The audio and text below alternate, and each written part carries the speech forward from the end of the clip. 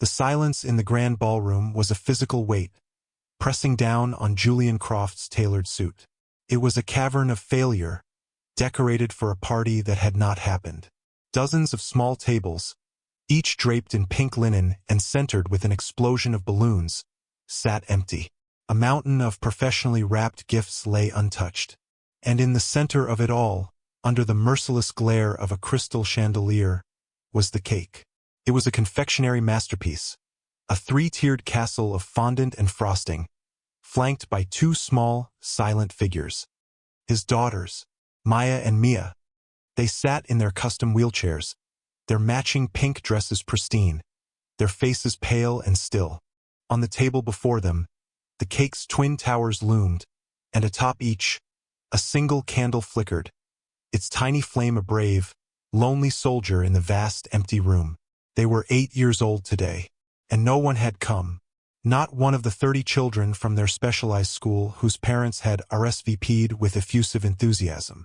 Julian, chief financial officer of a Titan corporation, a man who could move markets with a whisper, could not conjure a single friend for his own children. The shame was a hot, acidic thing in his throat. He saw his own reflection in the polished floor. A hollow man in an expensive suit, a ghost haunting his own life. This was his fault. He tried to buy a birthday party, just as he tried to buy everything else. The best doctors, the most advanced physical therapies, the penthouse apartment with its panoramic views of a city that felt 1,000,000 miles away. He had thrown money at their loneliness, hoping it would stick, and it had slid right off. A soft, scuffling sound broke the oppressive quiet. Julian looked up, his jaw tight, ready to dismiss whichever staff member had dared to intrude on his private humiliation. A man in a simple gray janitor's uniform stood hesitantly at the edge of the room, a small boy half hidden behind his leg.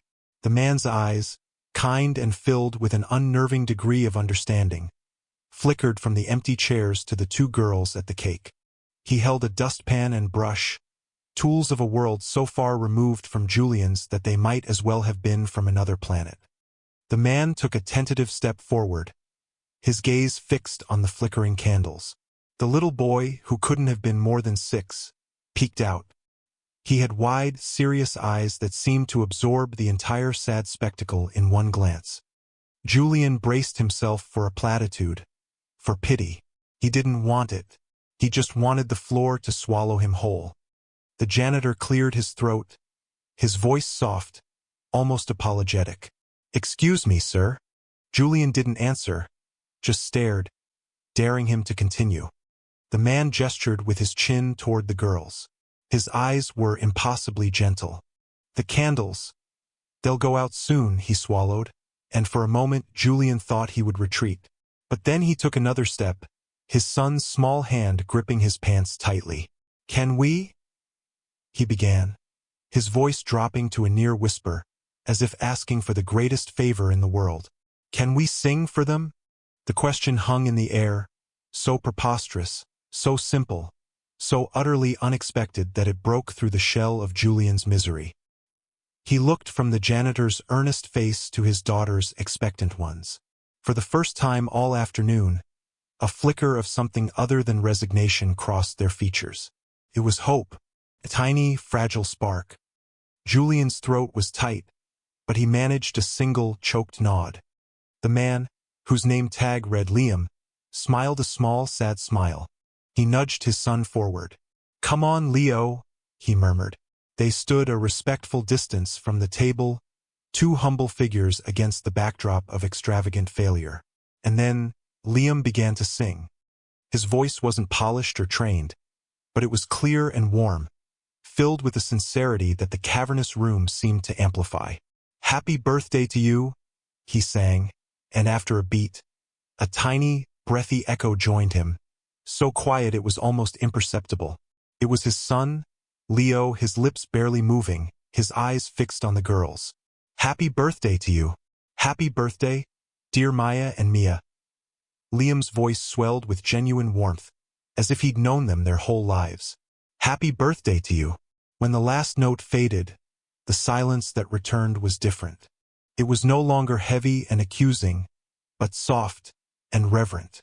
A tear escaped Julian's eye and traced a hot path down his cheek. He watched as Maya, the more expressive of the two, lifted a hand and made a clumsy clapping motion. A wide, beautiful smile spread across her face. Mia's lips, usually set in a solemn line, turned up at the corners. "Thank you," Julian said, the words feeling inadequate. He cleared his throat, trying to regain some semblance of composure. He gestured toward the enormous cake. "Please, you must have some cake." Liam hesitated. "Oh no, sir, we couldn't. We were just passing by." "I insist," Julian said, his tone leaving no room for argument. For the first time in a long time, he was not issuing a command, but making a plea. He needed them to stay. He needed this moment of fragile connection not to evaporate. Liam looked at his son, who gave a small, decisive nod. "All right then," Liam agreed softly. "Thank you." Julian cut 4 enormous slices of the castle, the knife sinking through layers of cream and sponge. He placed them on fine china plates, the absurdity of the situation not lost on him. The CFO, the janitor, and their children, sharing a birthday cake in a vacant ballroom. Liam and Leo pulled up chairs, and the 4 of them ate in a comfortable quiet. Leo didn't speak a word, but he communicated with his hands, pointing at the frosting dragon on Maya's slice and making a funny face, which elicited a rare, tinkling giggle from her. The girls, who were often withdrawn and lost in their own world, seemed to lean into the presence of this quiet boy and his gentle father. Julian learned that Liam worked the evening shift, cleaning the labyrinthine floors of the very office building where Julian commanded his corporate empire from the 48th floor. He learned that Leo was 6. He didn't learn why the boy was silent, or what brought the permanent sadness to Liam's eyes. And Liam didn't ask why the CFO's daughters were celebrating their birthday alone. They didn't need to. In the shared space of unspoken sorrow, a strange and delicate understanding was forged. For an hour, they were not a CFO and a janitor. They were just 2 fathers, watching their children share a moment of simple, unbought joy. In the weeks that followed, the memory of that afternoon became a beacon for Julian. He started noticing things he'd never seen before, the way the floors in the lobby gleamed, the absence of a single stray piece of paper in the long corridors. He started staying later, long after his own staff had gone home, finding excuses to wander down to the deserted lower levels. He'd find Liam in an empty cafeteria, methodically wiping down tables. "Liam," he'd say, and Liam would look up from his work, a slow, welcoming smile spreading across his face. Their conversations started simply. Julian would ask about Leo. Liam would ask about the girls.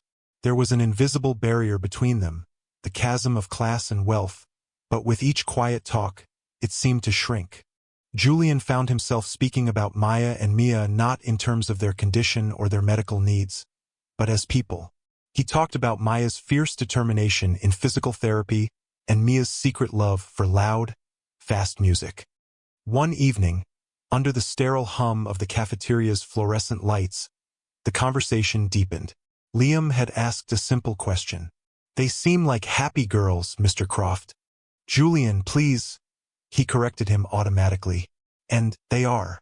Sometimes he hesitated, stirring a non-existent sugar into a cup of coffee he didn't want. "It's hard. Their mother. She couldn't handle it." The confession fell into the quiet room, stark and ugly. Julian hadn't spoken of this to anyone, not even his therapist. "After the diagnosis," he continued, his voice low, "everything changed. She said she couldn't bear to look at them, to see the imperfection. The future she had imagined was gone. So, she left. For a new future. A perfect 1 inch." He let out a bitter, humorless laugh. "She sends a check every month. As if a check could replace a mother." Liam listened, his expression unchanging. There was no pity in his eyes, only a profound, quiet empathy. He didn't offer empty reassurances. He just nodded, a silent acknowledgement of Julian's pain. "I thought if I gave them everything, if I made their world beautiful and easy, it would make up for it," Julian admitted, the words tasting like ash. The big apartment, the fancy clothes, the ridiculous birthday party. I thought I could build a fortress of wealth around them to protect them from the fact that their own mother found them unworthy of love. But all I did was build a prettier cage. A cage is still a cage, Julian, Liam said softly. No matter how gilded the bars are. It was the first time Liam had used his first name, and the sound of it, spoken with such simple gravity, resonated deep within Julian. For the first time, he felt seen not as a CFO, not as a tragic figure, but just as a man, struggling and failing and trying his best. A new routine began to form, tentative at first, then solidifying into the most important part of Julian's week. He invited Liam and Leo to the penthouse one Saturday. The moment they stepped out of the private elevator into the sprawling, minimalist space, Julian saw it through Liam's eyes. Cold, impersonal, more a museum than a home. White marble floors stretched into the distance, and floor-to-ceiling windows showcased a breathtaking but remote skyline. Leo, however, was drawn to the one patch of disarray, the rooftop terrace. It was a large space with expensive, empty planters and a few sad, withered shrubs, a testament to Julian's neglect of anything that required patience and nurturing. Liam walked over to a planter, crumbling the dry, dead soil between his fingers. Good bones here, he said, a thoughtful look on his face. Just needs a little care. And so their project began. The following weekend, Liam arrived not with a dustpan, but with bags of rich soil, seedlings, and a collection of well-worn gardening tools. Julian, who hadn't touched soil since he was a boy, found himself on his knees beside Liam, breaking up the hard earth, his manicured hands becoming covered in dirt. They worked in a comfortable silence, punctuated by Liam's gentle instructions. He taught Julian how to check the roots of a plant, how to know when it needed water, how to prune away the dead parts to make way for new growth. The symbolism was not lost on Julian. As they planted lavender and rosemary, bright marigolds and sturdy succulents, he felt like he was tending to the neglected garden of his own soul. While they worked, the children formed their own quiet bond. Maya and Mia would sit in their chairs on the terrace, watching. Leo, in his silent way, would bring them things to inspect. A smooth stone, a newly opened flower, an interesting-looking beetle. He would sit by their chairs, reading to them from a picture book, his small finger tracing the words as he invented his own silent story. The girls were captivated.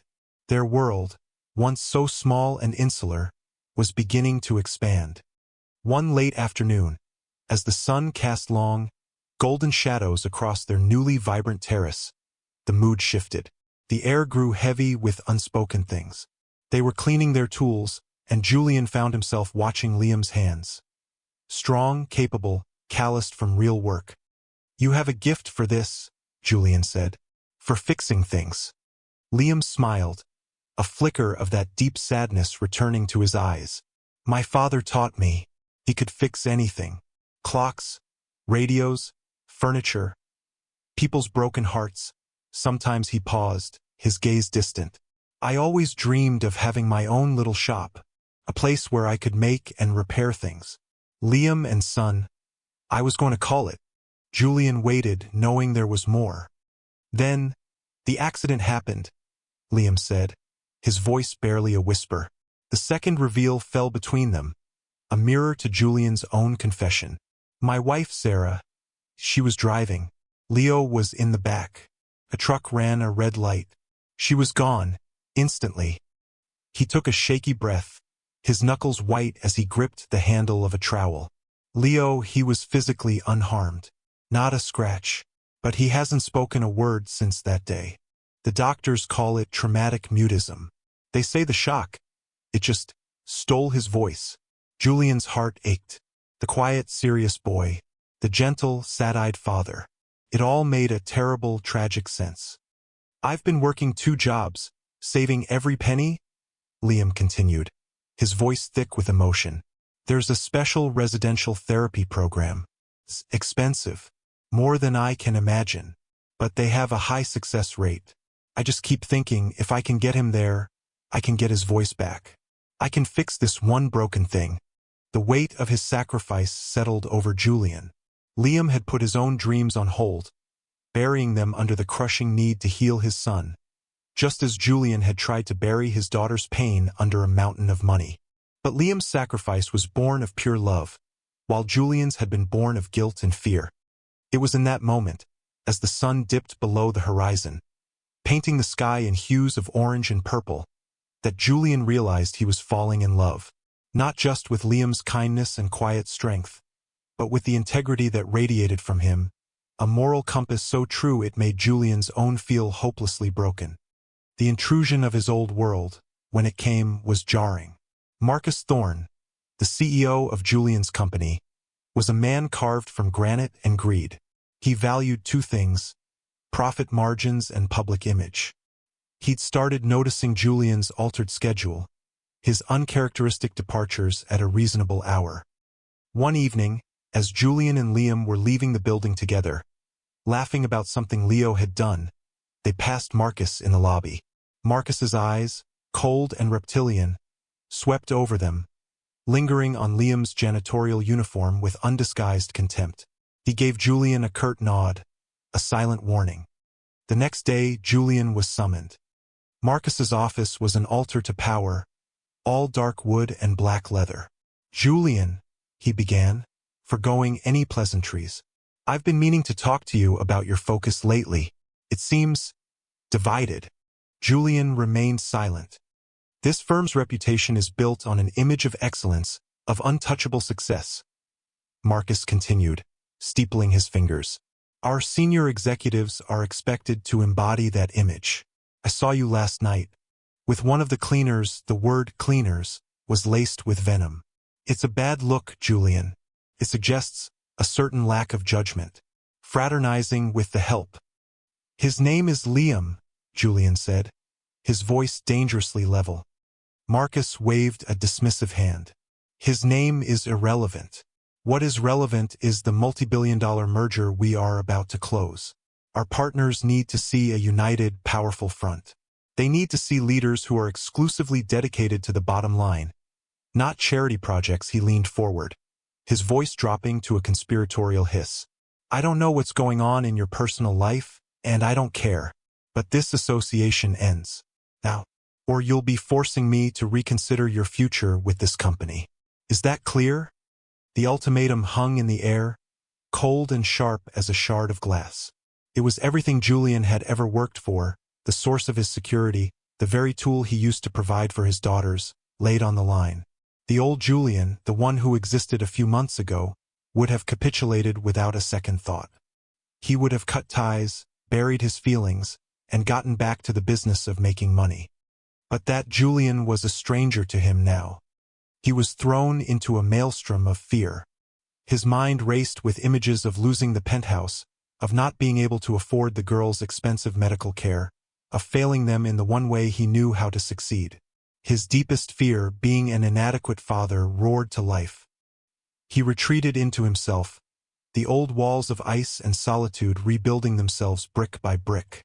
He started leaving the office early, avoiding the time he knew Liam's shift began. He didn't answer Liam's texts. The silence stretched between them, fraught with the unspoken power of Marcus's threat. Liam, with his quiet wisdom, seemed to understand. He didn't push. He simply disappeared from Julian's life, a ghost in the hallways once more. The penthouse felt cold again. The garden on the terrace, once a source of life and hope, now seemed to mock him with its vibrant colors. The girls felt the shift immediately. "Is Leo coming today?" Maya asked one Saturday, her voice small. "No, sweetie, not today," Julian answered, his voice tight. "Why not?" Mia chimed in, her brow furrowed. "Is he mad?" "No, no one's mad," Julian lied, the words feeling like poison on his tongue. He saw the light in their eyes dim, and the guilt was a physical agony. He was protecting his wealth at the cost of his daughter's happiness, the very thing he claimed the wealth was for. He was becoming his ex-wife, choosing an easier, emptier path over a difficult, meaningful love. The day of the final merger meeting arrived. It was the culmination of a year's work, a deal that would cement Julian's legacy as a financial genius. He sat at the long, polished table, his stomach in knots, Marcus at the head, preening before the visiting executives. Marcus was in his element, weaving a narrative of ruthless efficiency and inevitable success. Then, in the middle of his presentation on projected Q4 earnings, he paused. He looked down the table, his gaze landing directly on Julian. "Of course, achieving these numbers requires absolute focus," Marcus said, a cruel smirk playing on his lips. "It means cutting away dead weight and avoiding distractions. We cannot afford to be sentimental or waste resources on charity cases. We must remain focused on what truly matters, the bottom line." The words hit Julian like a physical blow. Charity cases. He saw Liam's kind eyes, his work-worn hands. He saw Leo's silent, trusting face. He saw the pure, unadulterated joy on his daughters' faces as they sang happy birthday with a stranger. And he saw Marcus for what he was, a hollow man, a living embodiment of the barren life Julian was so close to choosing. In that moment, the fear vanished, replaced by a clarity so profound it was like waking from a long dream. He knew what he had to do. Slowly, deliberately, Julian stood up. The room fell silent. All eyes were on him. "Marcus is wrong," he said, his voice calm and steady, resonating with a newfound authority that had nothing to do with his title.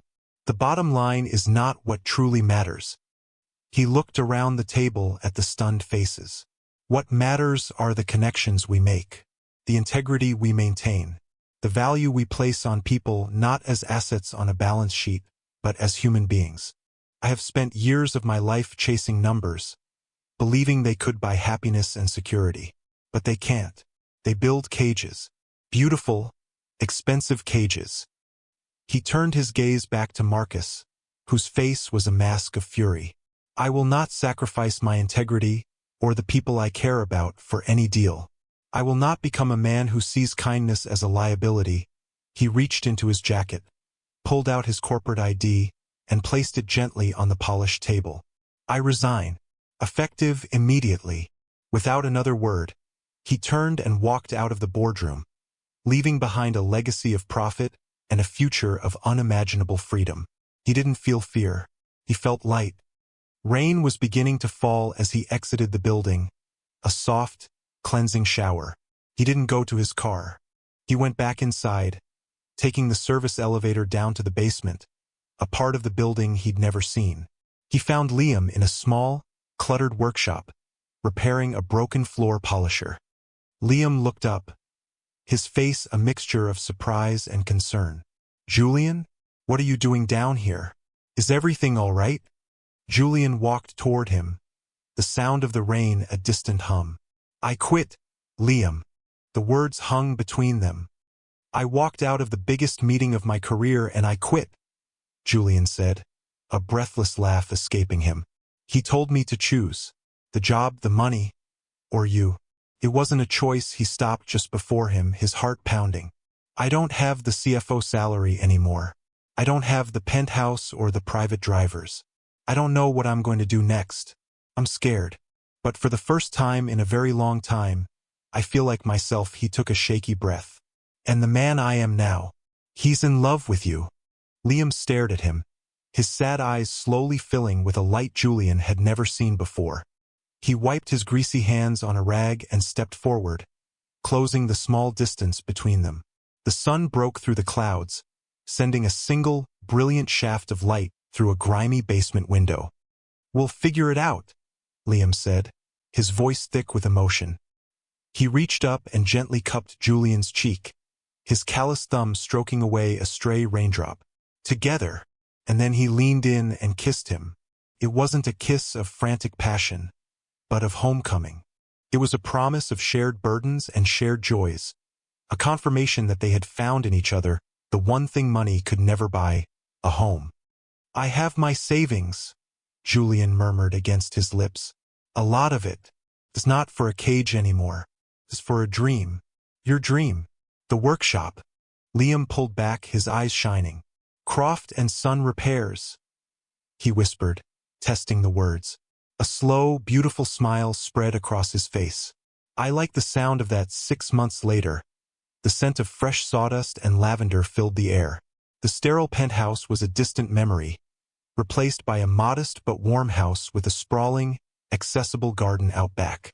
The garden was a riot of life and color, with wide, smooth paths for Maya and Mia's wheelchairs.